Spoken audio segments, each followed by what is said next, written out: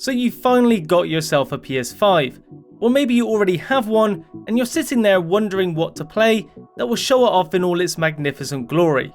Well, rest assured fellow PS5 owner, I'm going to answer that very question, running down 10 of the most impressive games on the PS5 since its release, taking into account not just visuals, but performance, DualSense features, and SSD utilization. The first game is incredibly easy to recommend, as it comes preloaded on every PS5 right out of the box, and is essentially a tech demo for the DualSense controller. However, to simply call it a tech demo will be doing it a disservice, as it feels like a fully fleshed out game.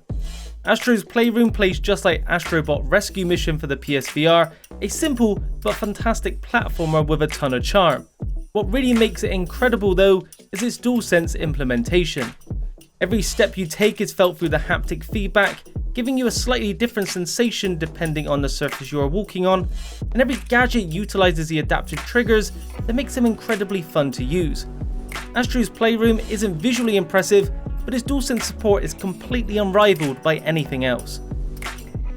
Uncharted 4 and Uncharted The Lost Legacy are getting fairly old now, but even on an original PS4 still look astonishingly good. With the release of the Uncharted Legacy of Thieves collection, we get PS5 versions of both games. In fidelity mode you get a native 4K at 30fps, and in performance mode you get 1440p but at a solid 60fps. However, there is an additional mode called Performance Mode Plus. This is a mode for those that have a newer HDMI 2.1 TV, which targets 120fps at a lower resolution of 1080p for those that want extremely smooth performance. The PS5 versions support 3D audio, have DualSense support such as trigger resistance when shooting guns that improves the overall experience. Both titles might be a number of years old, but they've never looked better and are sure to still impress anyone on the newer hardware.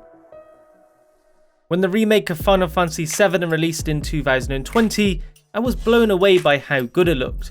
It surpassed all my expectations. However, in June of 2021, Square released a PS5 version alongside new story content that makes what is already a great looking game even better. There are two modes: graphics, which runs at a native 4K the majority of the time at 30fps, a sizable resolution increase over the 1620p on the PS4 Pro. Performance mode on the other hand keeps the resolution around 1500p, but with the benefit of 60fps, it gives the combat a ton of fluidity.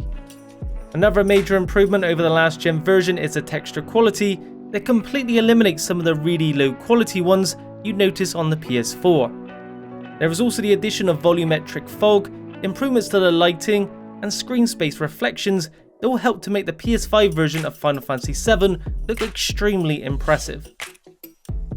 Ghost of Tsushima is yet another fantastic looking game on the PS4 that benefits from the release of a dedicated PS5 version. The director's cut runs at a native 4K at 60fps in its resolution mode, resulting in a really sharp presentation that also runs incredibly smooth. Whether you're riding your horse through the stunning vistas or engaged in battle with enemies, Ghost of Tsushima never fails to look incredible. Aside of those two aspects, loading times are now extremely quick, and DualSense support makes aspects like firing your bow more realistic by adding tension to the triggers. There is a frame rate mode, but there is very little reason to use it, as it runs at 60fps just like resolution mode, but at a lower resolution. There has been quite an influx of roguelike games in the last couple of years, but none of them has looked quite as good as Housemarque's latest title, Returnal. Returnal sees you sent back to the start with each death, and considering how hard it is, that happens a lot. However, no matter how many times I was sent back to the beginning, and I played through the same biome multiple times, it never felt tiring. This is not just because of how fun the gameplay is, but because of how fantastic the visuals are, with mesmerizing particle effects flying around everywhere, both from enemies and your own weapons. The DualSense support is great. Almost every action has some kind of haptic feedback response, from simply moving around to shooting your weapons. When it's raining, you can even feel the individual raindrops, which is particularly well done and convincing. Racing simulators are notoriously good at showing new technology, and Sony knows that, with the Gran Turismo series usually being a great showcase of each generation of PlayStation hardware. While the game itself may have caused some controversy at launch due to its microtransactions, from a purely technical perspective, it looks phenomenal. You get a native 4K image, all while running at a smooth 60 FPS. There is the option for ray tracing, which makes it look even more lifelike, but though it isn't utilised in gameplay itself, only replays and interludes, so that's something to bear in mind. There is well implemented DualSense support, the haptic feedback gives a great sensation of the road surface, and the adaptive triggers simulate pressing down on the pedals fantastically as you accelerate and brake around turns, and when paired with the 3D audio support, is a game changer when it comes to immersion. Insomniac always make great looking games. They truly are the master of their craft, and Spider-Man Miles Morales is no exception. It's one of the best looking I've ever seen. There are several options you can pick from: Fidelity, which plays at a native 4K with ray tracing at 30 FPS, Performance Mode, which offers a silky smooth 60 FPS with no ray tracing, and what I would personally recommend, Performance RT, which offers the best of both worlds, ray tracing and 60 FPS by reducing pedestrian density, reflection quality, and scene resolution. Regardless of which you pick, Miles Morales sports jaw-dropping visuals that will amaze even the most discerning of players, and that also goes for the remaster of the previous game that comes in the Ultimate Edition. There is DualSense support that makes the web slinging more immersive, and the fast SSD almost completely eliminates any fast travel loading screens, meaning you're always right in the action.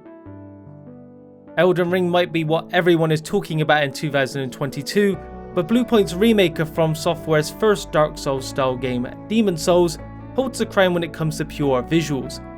This is a game Sony used to show off the PS5 before release in a lot of their marketing, and for good reason, taking the original and fully realising the atmosphere and designs like it never could have been on the PS3. There are two modes, native 4K at 30 FPS or 1440p upscale to 4K at 60 FPS. While there isn't any ray tracing and the DualSense support isn't the most groundbreaking compared to others on this list, Bluepoint have done such a good job bringing every element of the game to life, from the tiniest of details, you'd be hard pressed to find a single moment where it doesn't look incredible. Horizon Zero Dawn was arguably the best looking game on the PS4, so it's no surprise the sequel is also a technical masterpiece that shows off the PS5 perfectly. At launch there were two modes, resolution and performance. Resolution mode runs at a native 4K at 30 FPS, and performance mode runs at a checkerboard 1800p, but at a really solid 60 FPS. Originally this 60 FPS mode looked a little soft, with a noticeable shimmery image, but Guerrilla Games have massively improved it, making the visual drop fairly minor now, and the ideal way to play. They also added VRR and high frame rate support, as well as a balanced graphics mode that runs at 40 FPS for TV owners with HDMI 2.1.